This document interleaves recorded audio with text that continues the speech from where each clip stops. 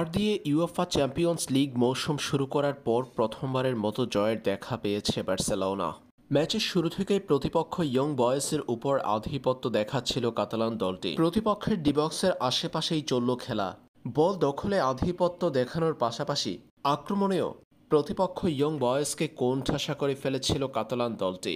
গোল উৎসব করে চ্যাম্পিয়ন্স লিগের ম্যাচটিতে ৫-০ গোলে জিতেছে বার্সেলোনা। চলমান ইউএফা চ্যাম্পিয়ন্স লিগে নিজেদের প্রথম জয়ে বড় ভূমিকা রেখেছেন রাফিনহা। ভক্তদের ব্রাজিলিয়ান এই তারকা দিয়েছেন ম্যাজিক্যাল ফুটবল উপহার।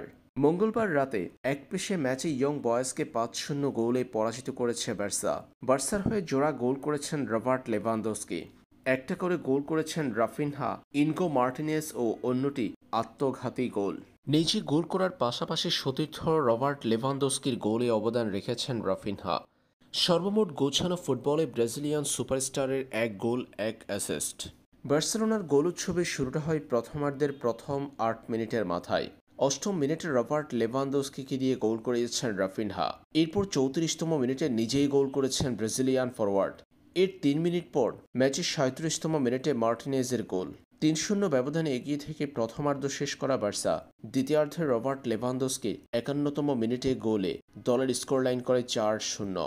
এরপর শেষ অংশে ৮১তম মিনিটে প্রতিপক্ষের আত্মঘাতী গোলে ৫-০ ব্যবধানে জয় নিয়ে মাঠ ছাড়ে বার্সা।